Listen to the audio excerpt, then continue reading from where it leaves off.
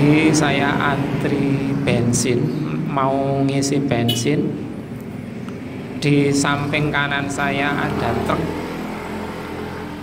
bermuatan es batu yang kecil-kecil itu, kalau nggak salah namanya es serut ya, yang sudah dibuat kecil-kecil bola-bola pingpong atau lebih besar sedikit itu ya.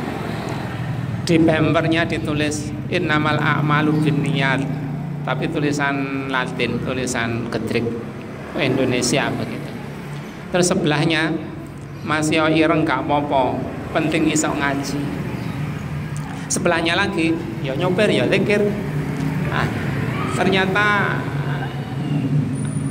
di samping kita prihatin bahwa kerabat, tetangga, teman kita yang jauh dari Islam, yang suka memuliakan yang sebenarnya orang hina dimuliakan, tapi orang yang sebenarnya enggak hina dihinakan. Sering kita jumpai sikap yang keliru dari tetangga kita, teman kita, atau siapa yang kita kenal itu sikap-sikapnya yang keliru, enggak mementingkan orang yang bertakwa, padahal Allah mementingkan, memuliakan. Inna akramakum indallahi atqakum, yang paling mulia di antara kalian adalah yang bertakwa, bukan yang punya tahta, bukan yang punya harta, bukan yang pasangan hidupnya cantik, yang ganteng-ganteng, bukan begitu yang mulia itu. Nah, banyak orang yang memuliakan sebenarnya orang hina, penjajah, atau yang suka mendalimi orang Islam itu dimuliakan, dihormat-hormati, kadang-kadang begitu. Nah, ini enggak apa-apa ireng, meskipun enggak cantik, enggak ganteng, enggak apa-apa. Sing penting iso ngaji, jarene sopir itu tadi. Nah, aktivitasnya mengisi waktu-waktunya dengan banyak zikir, meskipun sedang nyopir juga banyak zikir. Seperti yang disampaikan, sesungguhnya ulul albab itu yang selalu berzikir, mengingat Allah dalam keadaan berdiri, duduk, dan berbaring. Segala kondisi hidupnya diisi dengan mengingat Allah, mengingat kehendak-kehendak Allah, mengingat eksistensinya Allah. Nah, begitu. Di antara sekian banyak orang yang memprihatinkan, masih ada ternyata orang yang berpendirian bahwa yang penting itu dekat dengan Allah. Orang yang bisa ngaji itu perlambang dia nggak suka melanggar aturan-aturan Allah, perlambang bahwa dia selalu menginginkan kejujuran. Kalau di antara kita, mungkin bukan kita ya, orang-orang lain di sekitar kita, yang diutamakan adalah yang penting menang, nggak peduli itu nggak jujur. Pemilihan RT, pemilihan takmir, panitianya disogoi agar dia dipilih. Nah, begitu itu nggak jujur, curang. Kenapa kok curang? Ingin berkuasa, ingin dipuji-puji orang, ingin mendapatkan gelar kehormatan dari manusia. Enggak. Yang penting diridhoi Allah. Kerelaan manusia itu enggak penting. Meskipun banyak atau semua manusia membenci kita, tetapi kalau kita diridhoi, dicintai, disayangi Allah, itu enggak masalah. Dan itu yang kita cari seharusnya begitu. Nah, ketakwaan yang selalu diingatkan khatib Jumat itu mengantarkan, sebenarnya diinginkan agar mengantarkan kita selalu takut kepada Allah Subhanahu wa taala. Selalu zikir itu tadi, seperti kata Pak Supir itu tadi, ya nyupir ya zikir. Selalu memuliakan yang seharusnya dimuliakan, yaitu orang yang bertakwa. Selalu bersikap proporsional pada orang-orang yang jahat, meskipun dia itu pejabat. Kalau dia jahat ya disikapi dengan proporsional, dengan semestinya. Kalau dia jahat ya nggak harus dihormat-hormati, ditunduk-tundui begitu. Nah, begitulah orang yang bertakwa itu seharusnya begitu. Jamaah salat Jumat rahimakumullah. Di surat Yasin ayat 66 dan seterusnya disampaikan yang saya bacakan tadi di awalnya. Di hari itu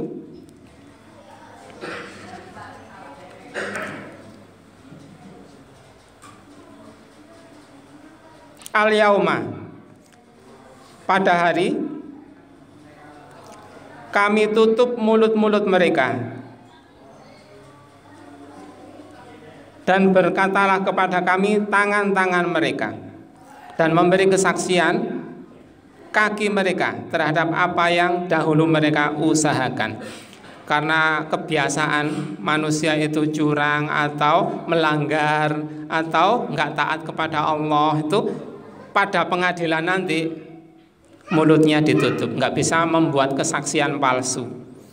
Yang bersaksi adalah tangan-tangan mereka yang sudah berlumuran darah membunuh kaum muslimin itu, atau membunuh orang-orang yang seharusnya enggak boleh dibunuh. Nah, itu tangan-tangan mereka bersaksi. Kaki-kaki mereka bersaksi bahwa mereka dulu di dunia telah berbuat jahat begini-begini, agar keadilan ditegakkan. Kalau sekarang kita berharap ditegakkan keadilan mungkin sulit, karena banyak yang penguasa-penguasa yang pingin curang dan tidak adil, dan itu biasanya dibackingi oleh kekuatan yang sangat besar. Ketoke kelendam-kelendem, pelongo-pelongo, tapi backingnya kekuatan yang sangat besar, militer yang sangat kuat, ekonomi atau uang yang sangat kuat, sehingga bisa mendanai kehendak-kehendaknya, atau bisa mengancam, membunuh orang-orang yang tidak bersesuaian dengan kehendaknya. Nah, dan itu di akhirat nanti, di pengadilan nanti, di akhirat, setelah hari kiamat akan membuktikan bahwa tangan-tangan mereka akan diperintahkan untuk bersaksi, kaki-kaki mereka akan diperintahkan untuk bersaksi atas kejahatan yang sudah dilakukan. Dilanjutkan di ayat 66.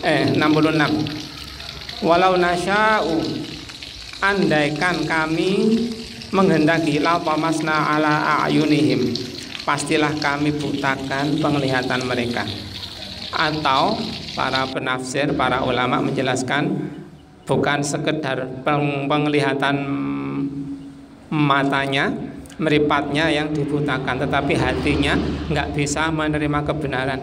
Kebenaran disampaikan meskipun penyampainya itu halus, lembut, sopan, santun, masih banyak yang menolak. Kenapa? Karena hatinya dibuat oleh Allah untuk tertutup. Makanya kata-kata kafir itu karena hatinya tertutup, belum dibuka. Masih punya potensi untuk terbuka, walaupun ya belum tentu juga sebelum akhir hayatnya bisa terbuka, tetapi masih punya. Banyak kejadian orang yang selama ini jelek, jahat, di akhir hayatnya bertobat dan akhirnya digolongkan oleh Allah menjadi orang-orang yang saleh, yang menghuni surga. Nah, makanya kita disarankan oleh Rasulullah untuk sering-sering atau selalu berdoa, ya muqallibal qulub, tsabit qalbi ala dinik wa ala ta'atik. Ya Allah yang membolak-balikkan hati, tetapkanlah hatiku di atas agamamu dan di atas ketaatan.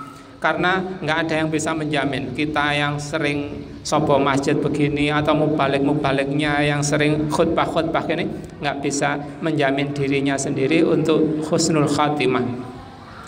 Maka harus berusaha, meskipun kita anak kiai atau anak kita, kalau kita sebagai mubalik, anak kita yang kita didik dengan benar, tetapi ya masih mungkin ada sedikit atau banyak yang balilu, yang enggak taat kepada Allah, yang durhaka kepada orang tua.